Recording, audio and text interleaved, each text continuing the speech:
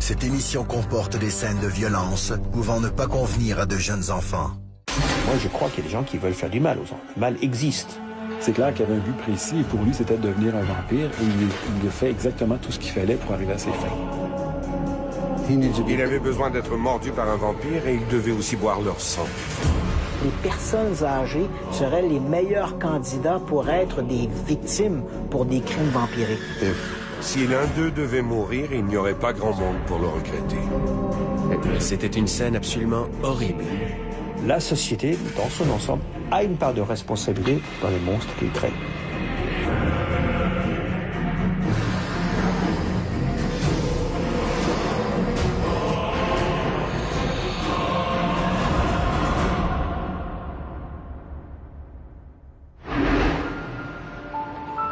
Au matin du 25 novembre 2001, une bénévole de la popote roulante arrive à la maison de Mabel Leischen pour y livrer les repas de la nonagénaire.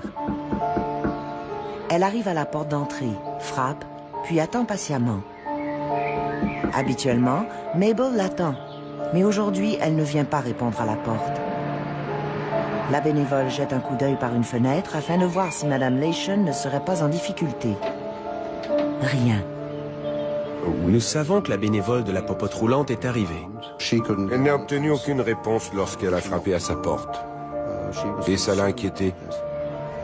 Se rappelant que la vieille dame est un peu sourde, la bénévole se rend à la porte arrière.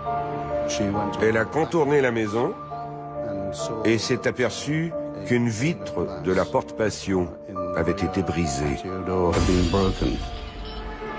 Elle aperçoit une empreinte de chaussures sanguignolante sur les éclats de verre et du sang sur l'appui de la fenêtre. Affolée, la femme s'empresse d'appeler la police.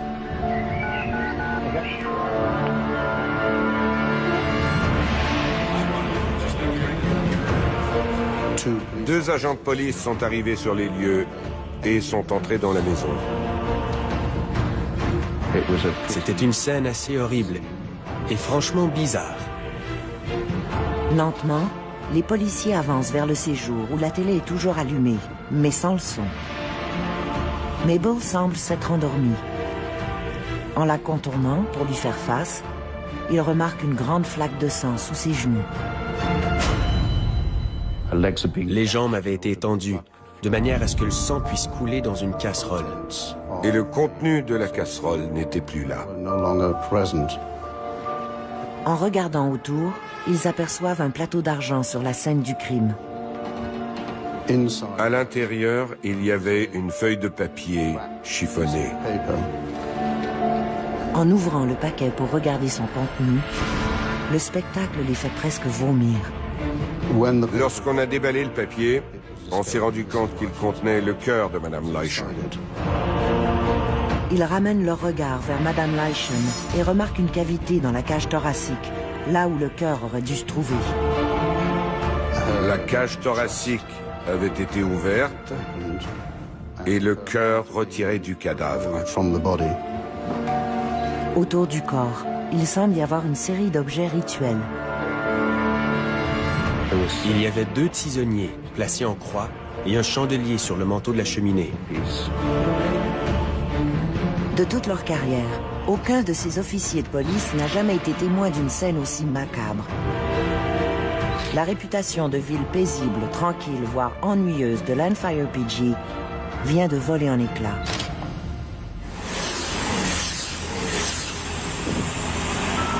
Landfire PG est une petite ville du Royaume-Uni, nichée sur l'île d'Anglesey, dans les Galles du Nord. Aujourd'hui, l'attraction culturelle la plus populaire de Landfire PG est son nom exceptionnellement long. Vous allez devoir me pardonner mon mauvais accent gallois, mais cette ville est celle que nous connaissons tous comme la ville au long nom.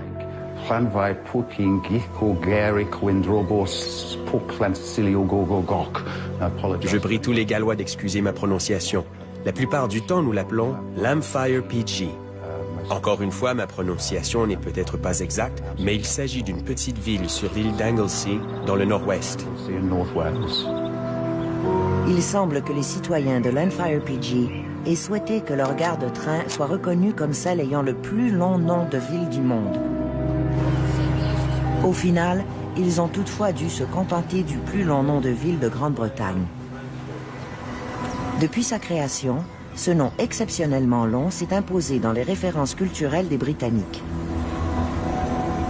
Au fil des siècles, la culture gothique est une autre réalité qui s'est imposée en Grande-Bretagne. Il s'agit d'un mouvement littéraire qui associe fiction, horreur et romantisme. Moi qui n'ai aucun goût pour l'ésotérisme et des choses comme ça, un jour j'ai eu la curiosité de lire un livre, un des livres les plus lus dans le monde, qui s'appelle Dracula de Bram Stoker. Qui n'a jamais vu Dracula, l'un des films d'horreur les plus célèbres? C'est en 1897, suite à la publication du roman de Bram Stoker intitulé Dracula, que le fameux conte accède à une célébrité immédiate.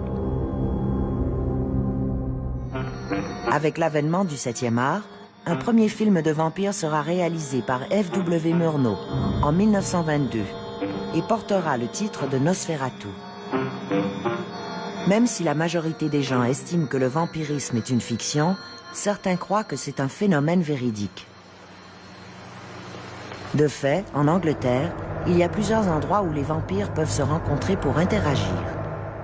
Alors, ces fameux Bite Clubs qui existent surtout aux États-Unis, il y en a quelques-uns à Londres aussi, il n'y en a pas officiellement à Paris, sont des endroits où, sur la base du volontariat, paraît-il, des jeunes qui veulent le rester, s'échangent le sang, donc avec des groupes de donneurs et des groupes de vampires.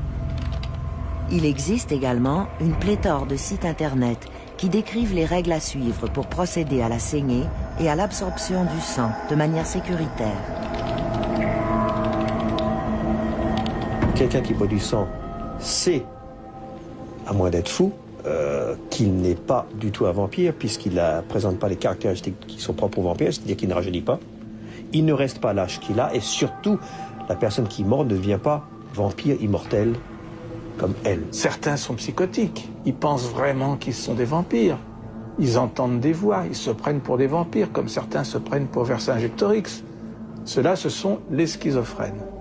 Et puis il y en a d'autres qui, d'un point de vue romantique, estiment qu'ils sont des vampires. On en voit un certain nombre ici, quand on vient l'été par exemple, quand il y a un après-midi consacré au vampirisme. Mais ces gens-là savent bien au fond d'eux-mêmes qu'ils ne sont pas des vampires. Ils jouent aux vampires. Donc en gros, c'est des personnes qui imaginent être des vampires, mais pas à un seul instant, ils ne peuvent croire sincèrement qu'ils sont vampires, sinon ils n'auraient rien compris au phénomène du vampire. Certains ont parfois du mal à faire la distinction entre la réalité et la fiction. Et ce sera justement le cas d'un adolescent gallois âgé de 17 ans, Matthew Hardman. Matthew Hardman naît en 1984 au nord de l'île d'Anglesey. Son père, Paul, est maçon, sa mère, Julie, est infirmière. Il semble qu'il ait eu une enfance relativement normale. Il était près de ses parents, lesquels se sont séparés alors qu'il avait 8 ans, ce qui l'a troublé.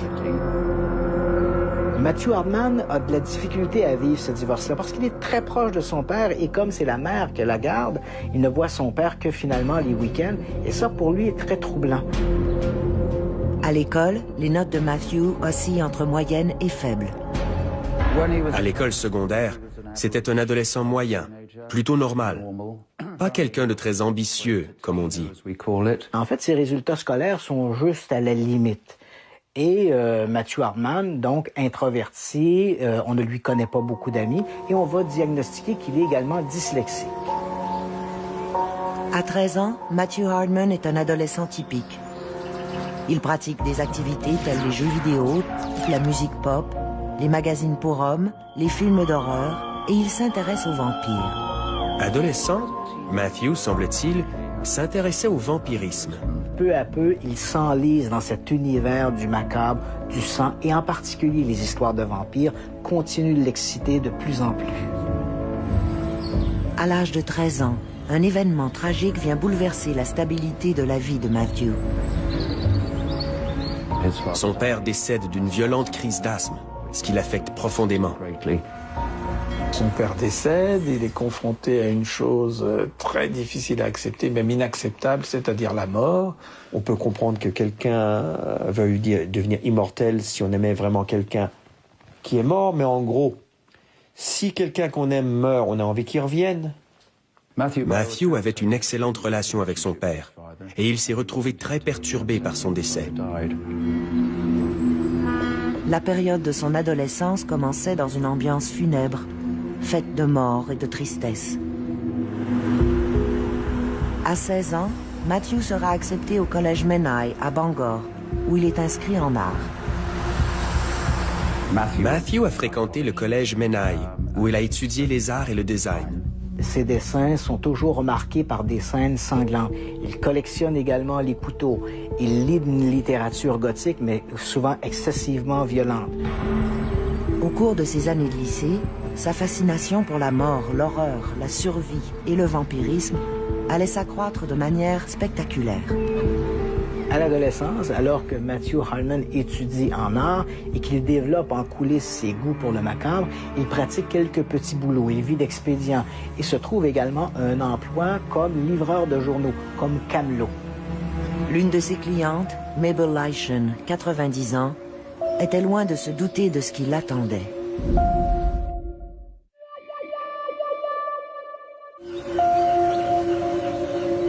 Matthew Hardman, un jeune Gallois étudiant en art, devient camelot dans son quartier. L'une de ses clientes est une vieille dame âgée de 90 ans, du nom de Mabel Leischen. Mabel Leischen était une vieille dame tout à fait typique. Âgée de 90 ans, elle vivait seule et était plutôt sympathique, mais pouvait se montrer cinglante à l'égard des gens qui frappaient à sa porte sans être annoncés. Malgré son grand âge, elle vit seule, elle est autonome, elle n'a pas d'enfant. C'est une dame aussi un peu acariâtre. Elle a la vue baissante et elle a des problèmes d'audition.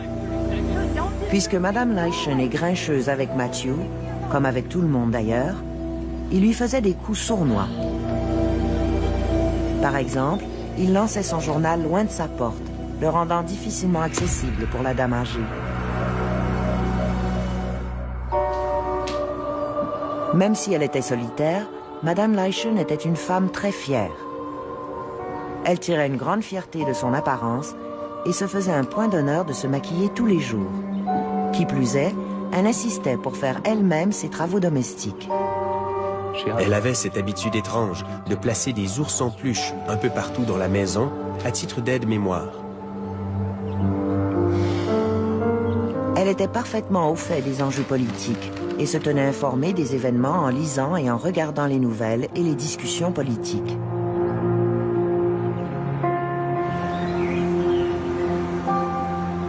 Durant toute sa vie, son passe-temps favori fut la peinture. De fait, c'était une paysagiste remarquable. Matthew et Mabel ne le savaient pas, mais ils partageaient le même intérêt, l'art. Il semble que Matthew et Madame Leischen n'entretenaient aucune relation, sinon celle d'être voisins dans une toute petite communauté. Il la connaissait certainement, mais je ne crois pas qu'il ait eu des liens étroits. Il était simplement le camelot qui habitait pas loin. Matthew avait également un autre intérêt qu'il partageait avec une jeune étudiante allemande, membre d'un programme d'échange au collège Menai. En septembre 2001, il l'avait remarquée dans la maison de chambre où vivait son ami David Lamb. Elle y logeait aussi.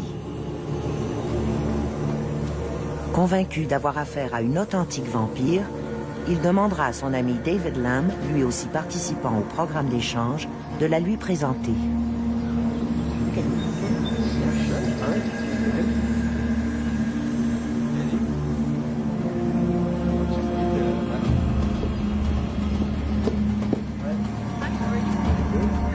Une fois introduit, il ira lui rendre visite dans sa chambre. Une fois entrés, ils se sont mis à parler de fantômes, de vampires et de diverses choses du genre. Je crois que la jeune femme était parfaitement heureuse d'avoir ce genre de discussion et qu'elle était intéressée par le sujet. Elle était réceptive au départ à cette discussion-là. Elle le relançait. Donc, son délire est devenu comme plus concret, plus possible. Il était partagé avec quelqu'un. Un soir, ils ont eu une longue conversation à propos du vampirisme. Conversation qui s'est conclue sur une demande de Matthew de se faire mordre le cou par la jeune femme. Subitement, Matthew Hardman lui a dit qu'elle était une vampire et lui a demandé de le mordre. De toute évidence, elle croit d'abord qu'il plaisante. Il est devenu très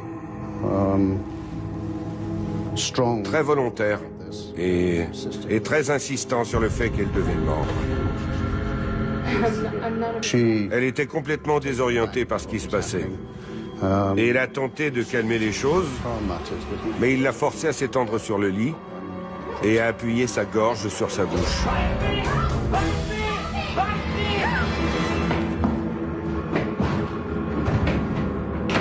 Matthew croyait, tel qu'on le décrit dans le vampirisme, que si Anna le mordait, il deviendrait lui-même un vampire et par conséquent, immortel. Convaincue que Hardman est devenu fou, elle appelle à l'aide. David Lamb et la propriétaire accourent à la rescousse et, non sans effort, parviennent à jeter Hardman hors de la pension, croyant ainsi mettre fin à sa crise de vampirisme. Il souffrait, c'est clairement une schizophrénie, il avait des hallucinations, il avait un délire, tous les symptômes sont présents. Cependant, même rendu dans la rue, il continuera d'halluciner. Quand il était expulsé, un délire ne s'arrête pas comme ça. Les idées ne changent pas automatiquement. Donc, il était resté sous cette impression-là. Et là, qu'il a vu des vampires potentiels partout, on n'est pas surpris. Il était dans cet univers-là à ce moment-là. Son comportement témoigne qu'il a, de toute évidence, perdu contact avec la réalité. Il quitte la réalité et il a l'impression, il se met à délirer. Et il y a des gens un peu fragiles qui peuvent présenter des psychoses aiguës qu'en France et pas au Québec on appelle des bouffées délirantes aiguës. Les voisins ont appelé la police. Et quand les agents sont arrivés, il semble que Matthew les ait pris eux aussi, comme Anna, pour des vampires. Pendant cette intervention, Matthew s'est lui-même donné un coup de poing sur le nez et s'est mis à saigner, invitant ensuite les policiers à sentir son sang et à le mordre. Tandis qu'on lui passe les menottes, il n'arrête pas de dire aux policiers « Mordez-moi, mordez mon pied ». Au poste de police, Matthew Hardman va retrouver ses esprits et éventuellement va s'excuser auprès des policiers en prétextant qu'il était simplement intoxiqué. La marijuana chez un sujet fragile peut aider à déclencher une maladie, mais elle n'est pas responsable par elle-même. Pour les individus fragiles, définitivement, ça peut précipiter des épisodes de psychose. Une semaine plus tard, se sentant mieux, Hardman présentera ses excuses à la jeune Allemande et ils continueront de se voir sur une base amicale, échangeant divers commentaires et informations sur la culture gothique. Toutefois, Hardman n'avait pas abandonné son intérêt pour le vampirisme. Matthew était, disons, préoccupé par la manière de devenir un vampire. Il s'était rendu compte du fait qu'il n'en était pas un, mais il voulait devenir un vampire. Il croyait qu'il y avait beaucoup de vampires dans cette région. Elle lui a dit que pour devenir un vampire, il devait être mordu par un vampire ou encore boire le sang d'un vampire. Au cours de cette conversation, Matthew aurait dit que Landfire PG était un endroit idéal pour les vampires, vu le grand nombre de vieilles personnes. Et que si l'un d'eux venait à mourir, ça ne préoccuperait pas grand monde. Jamais Matthew n'abandonnait le sujet. De toute évidence, il avait une idée derrière la tête. Madame Leichen représentait la victime parfaite. Après tout, il était son fidèle camelot depuis 3 ans, et jamais elle ne le soupçonnerait d'un projet aussi maléfique. Comme il ne peut partager avec personne son intérêt toujours vif pour la vie après la mort, Matthew se tournera vers les livres et Internet pour alimenter sa passion.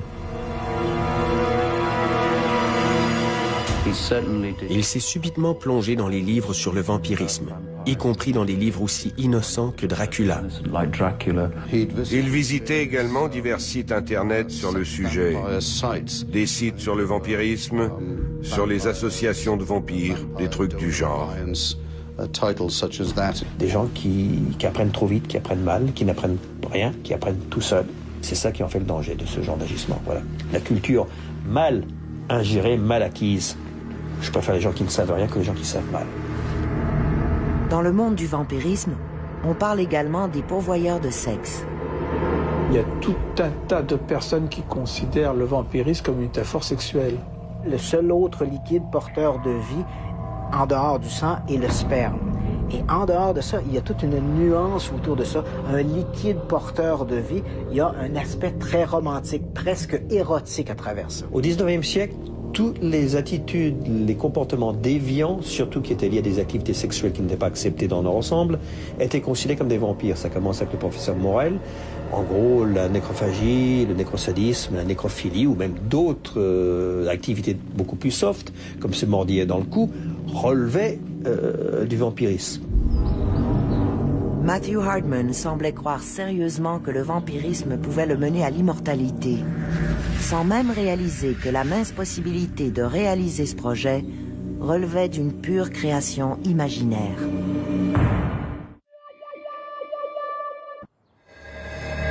Matthew Hardman est un mordu des vampires, et son désir le plus cher est d'en devenir un à son tour. Mais ce qui semble être une réalité pour lui n'est que pure fiction. Personne n'est atteint de vampirisme, c'est une pure métaphore. S'il voulait devenir vampire, c'est que certainement il estimait qu'il n'avait pas la place qu'il méritait dans la société. Encore une fois, il devait estimer qu'il était humilié, qu'il n'avait pas le droit au respect qu'il avait. Ce sont des fantasmes de surcompensation d'un sentiment d'inutilité complète, de grande défaillance. C'est quand vraiment on n'a pas un narcissisme suffisant pour exister qu'on s'invente comme ça des choses grandioses. Faut-il être malheureux pour s'imaginer que c'est bien être vampire? C'est le 24 novembre 2001 que Matthew allait finalement mettre son plan à exécution. Dans la soirée du 24 novembre 2001, Matthew Hardman s'habille tout de noir. Il prend un couteau dans la cuisine chez lui et là va se rendre chez Mabel Layson.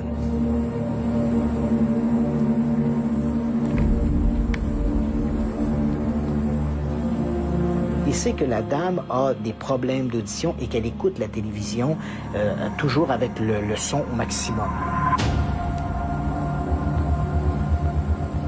Il attrape une plaque d'ardoise du patio et s'en sert pour fracasser la vitre de la cuisine.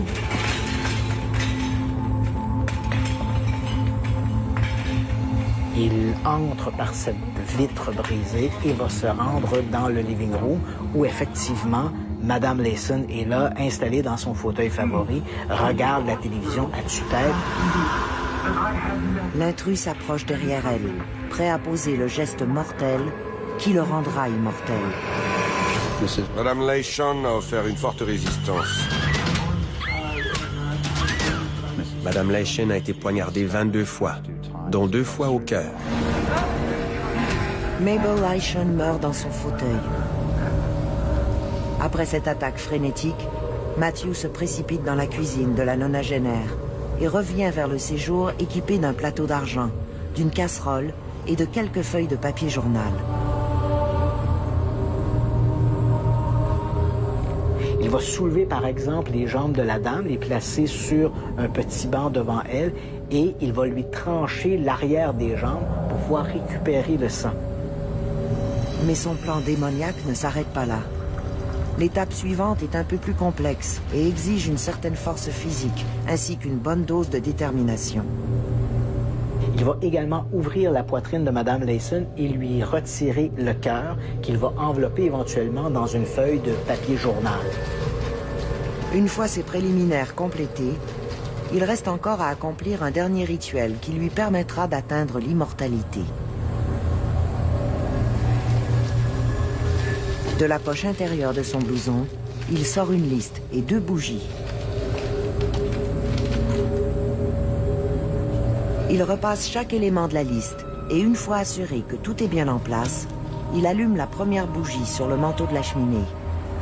Puis, il allume la seconde et la pose à côté du corps.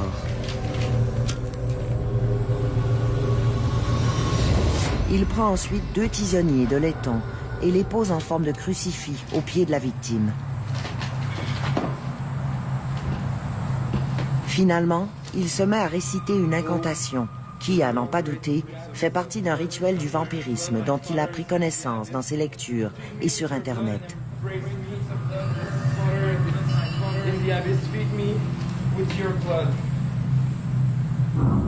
Alors mélanger ça à des rituels sataniques qu'il avait certainement trouvé peut-être dans des livres, parce qu'il n'y a pas de rituel vampirique chez Satan, il y a peut-être des rituels sataniques chez les gens qui se prennent pour des vampires, mais ça ne marche que dans un sens. Donc il a tout mélangé, peut-être pour faire croire que c'était un rituel satanique. Il complète la cérémonie en soulevant le chaudron rempli de sang, le porte à sa bouche et ingurgite le sang de sa victime. Il vient enfin d'étancher son insatiable soif pour l'immortalité. Ça remonte à loin, le fait de boire du sang, de mettre du sang dans des recettes pour se rajeunir, ça remonte à la mythologie grecque. C'est toujours quelqu'un d'âgé à qui on injecte ou à qui on donne à boire du sang plus jeune pour qu'il reste jeune. Ça ne marche jamais dans l'autre sens, donc c'est quelqu'un qui n'avait strictement rien compris. Dans son esprit dérangé, il a maintenant la certitude d'être un vampire. Il est invincible. Le corps de Mabel Lation sera découvert dès le lendemain par une bénévole de la popote roulante. Mabel Lation recevait la visite de la popote roulante sur une base régulière. L'une des bénévoles s'était liée d'amitié avec elle et lui rendait visite sur une base pratiquement quotidienne. C'est cette même bénévole qui s'est présentée le dimanche à l'heure du lunch pour lui apporter le repas spécial du dimanche. C'est elle qui va contacter les policiers et les policiers vont éventuellement trouver cette scène de crime. Après avoir inspecté la scène du crime, les policiers en arrivent à la conclusion que le meurtrier doit être un médecin ou un chirurgien, un étudiant en médecine ou un boucher. Sa cage thoracique avait été ouverte de force pour en retirer le cœur. Ils font également une copie de l'empreinte de chaussures ensanglantées, qu'ils découvrent dans la cuisine, à même les débris de verre de la vitre fracassée. Ils en concluent également que le tueur a dû se couper la main en perpétrant son crime, car on retrouve des traces de son sang sur l'appui de la fenêtre. Cette personne portait des gants, portait des jeans et portait des chaussures Levi's. À ce stade de l'enquête, c'étaient les seules informations qu'avaient les enquêteurs. Ils ont également trouvé une empreinte de lèvres sur la casserole, indiquant que l'assassin avait tenté ou même avait bu le sang de sa victime. Les policiers, même s'ils avaient divers indices scientifiques solides, étaient à ce stade incapables de lier ces indices à un individu en particulier. Après avoir colligé tous les indices et pris toutes les photos nécessaires, l'équipe d'enquêteurs s'intéressera ensuite au voisinage immédiat des lieux du crime. Les policiers sont passés de porte en porte dans un large périmètre afin de compléter leur enquête et colliger toute information jugée utile. Ils commencent par quadriller le quartier, arrêtant les voitures sur la rue pour questionner les conducteurs, leur demandant s'ils n'auraient pas vu ou entendu quelque chose d'anormal dans la nuit du 24 novembre. Les réponses, toutefois, seront toutes négatives.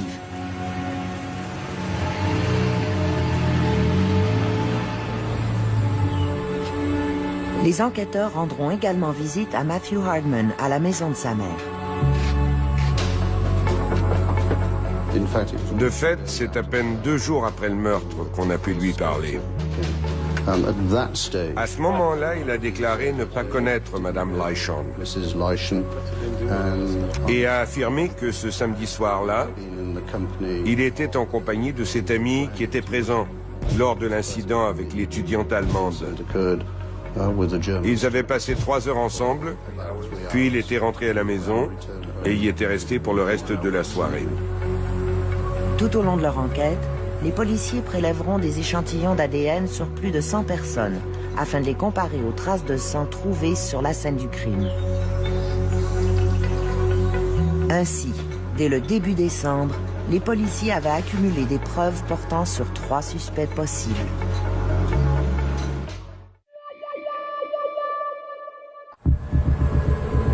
Suite au meurtre sordide d'une vieille dame de 90 ans, les policiers tentent de retracer le meurtrier, mais en vain. Tous les suspects potentiels s'avèrent irréprochables. Brièvement, ils ont étudié d'autres meurtres du même genre.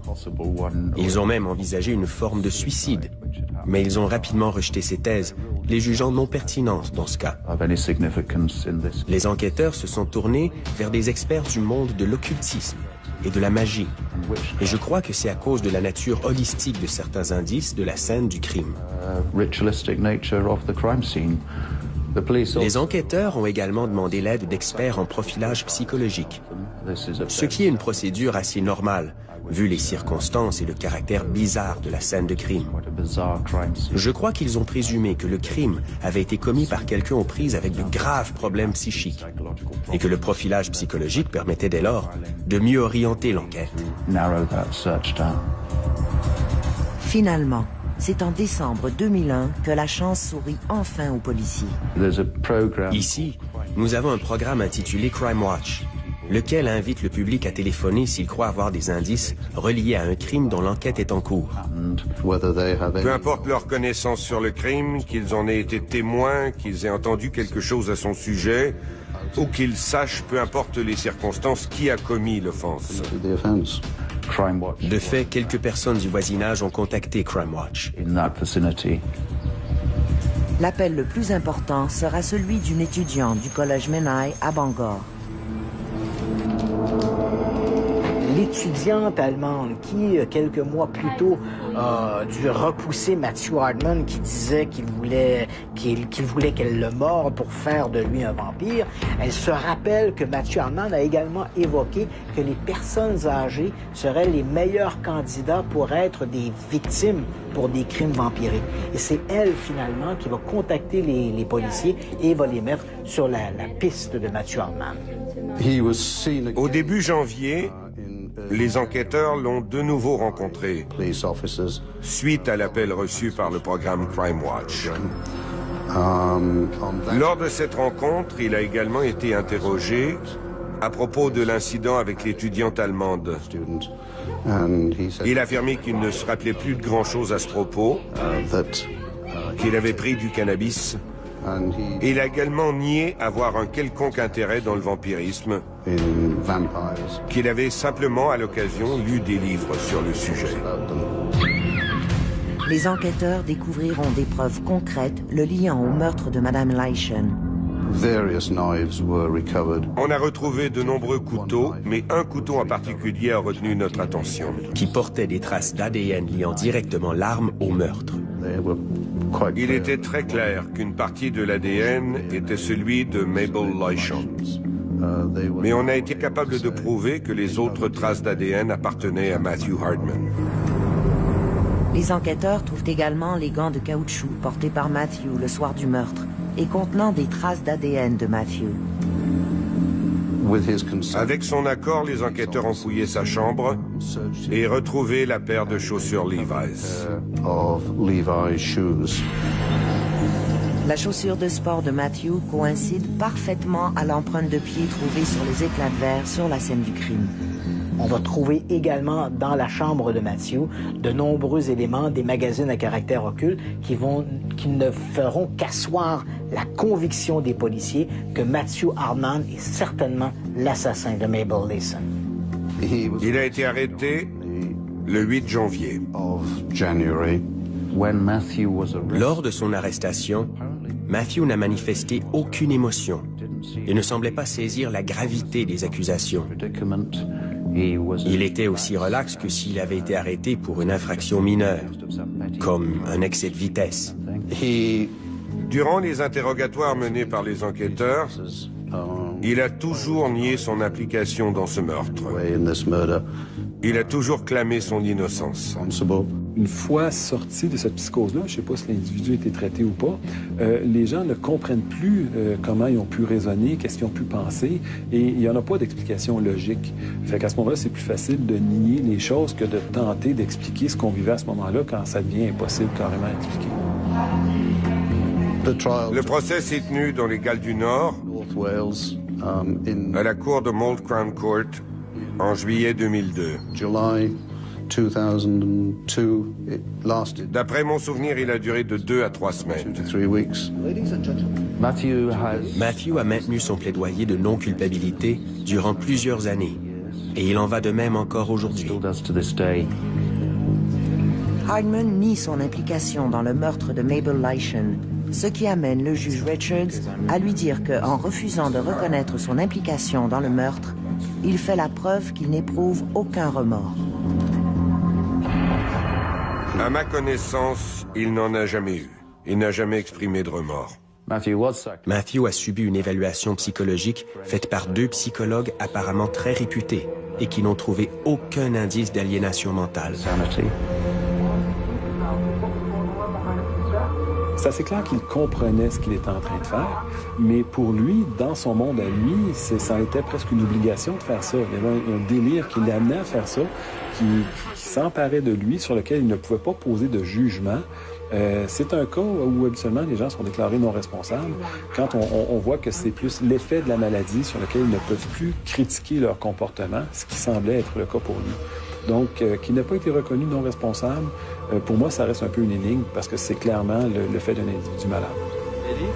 Par contre, il pourrait y avoir une explication plausible pour les croyances et les comportements bizarres de Matthew. Le syndrome de Renfield. Passer au meurtre quand on est atteint de vampirisme, il y a une des pathologies vampiriques qui s'appelle le syndrome de Renfield, qui est un des personnages principaux du roman Dracula, qui est quelqu'un qui veut devenir vampire, qui fantasme sur ça, qui est enfermé dans un asile, mais qui sait que Dracula arrive. Il a un 6e sens qui fait qu'il sent à distance que quelqu'un, le maître, va venir pour lui offrir l'immortalité, ce qu'il ne va pas faire, en gros. D'un point de vue psychologique, lorsqu'on analyse le profond état de déception qui fut celui de Matthew après le refus de la jeune étudiante allemande de le mordre, on peut croire qu'il était affligé du syndrome de Renfield, car il avait la conviction de pouvoir détecter les vampires.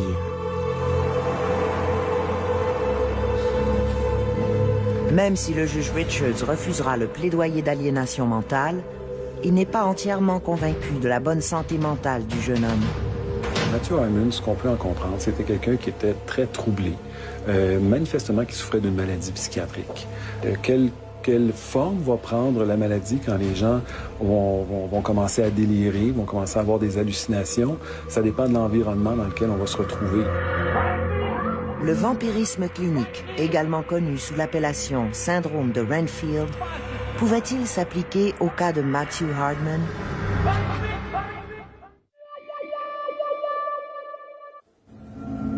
Matthew Hardman voulait à tout prix devenir un vampire. Toutefois, sa soif de vie éternelle l'a plutôt mené devant les tribunaux. On pense que Matthew pourrait souffrir de vampirisme clinique, aussi connu sous le nom de syndrome de Renfield. Le vampirisme clinique, c'est pas une pathologie reconnue, c'est trop précis. On peut pas donner des noms à chaque forme de délire qu'un individu va pouvoir avoir. Donc, lui, il semble qu'il a été très impressionné par toute cette culture-là du vampirisme. Donc, c'est sur cette base-là qu'il s'est mis à développer un délire et des hallucinations. Alors, les bouffées délirantes, les psychoses aiguës, on dit classiquement que dans 1/3 des cas, elles suivent un stress intense et qu'il y a un seul épisode dans la vie.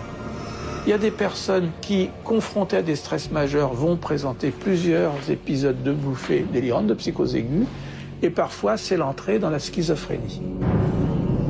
Lors du procès, l'enquêteur principal, Alan Jones, témoignera que toutes les preuves retenues contre Hardman sont le fruit des interrogatoires tenus entre l'enquêteur et le suspect, en somme, l'accusé lui-même.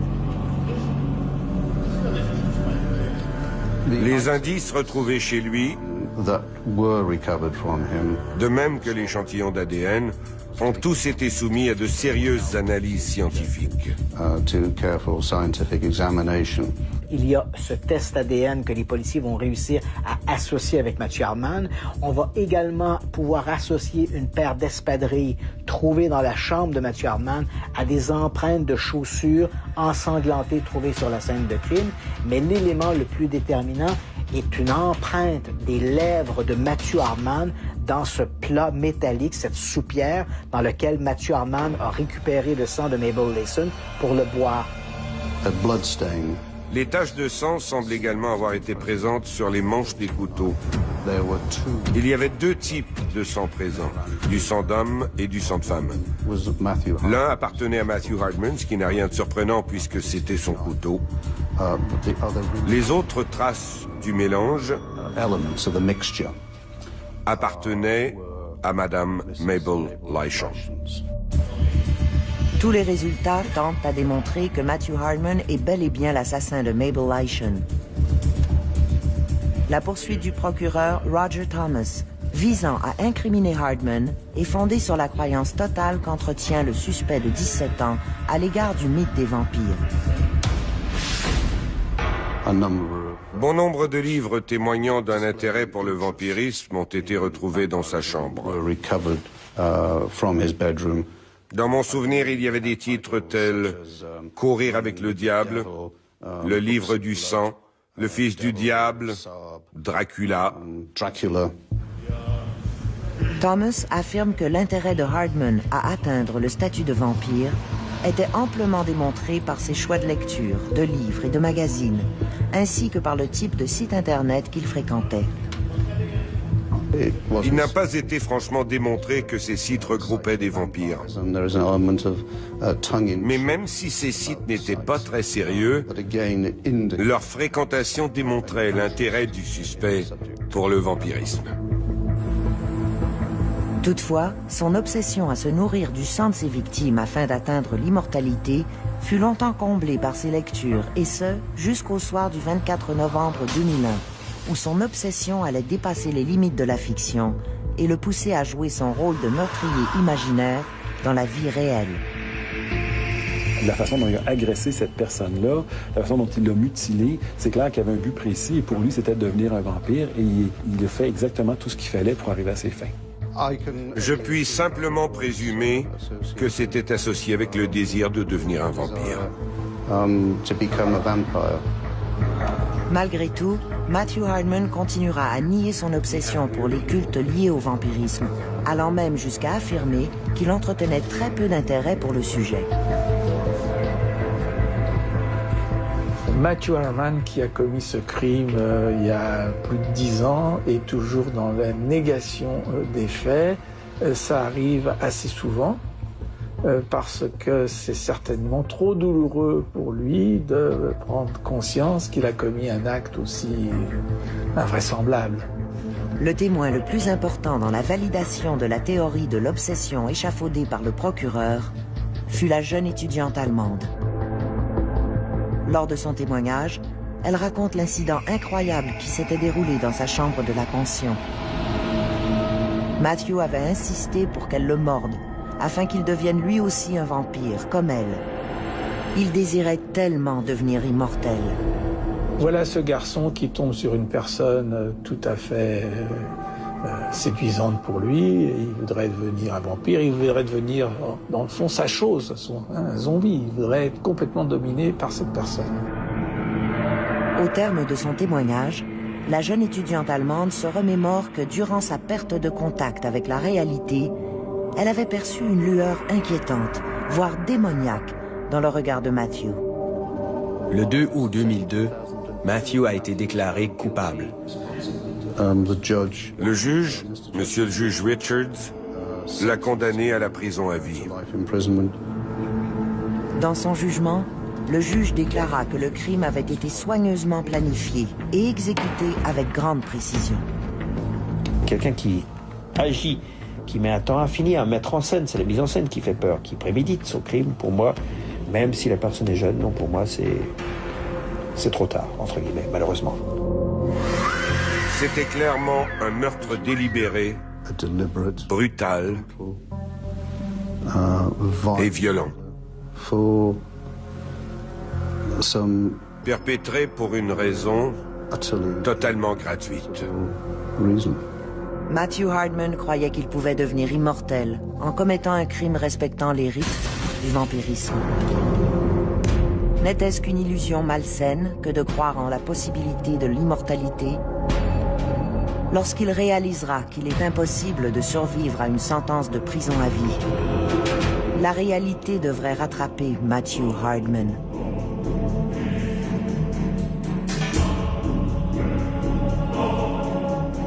Un homme qui simule sa mort. Une femme déviante qui collectionne les victimes. L'enquêteur privé Stephen Rambam les a tous dans son collimateur. Traqué sans merci, dans un instant, au Vendredi policier.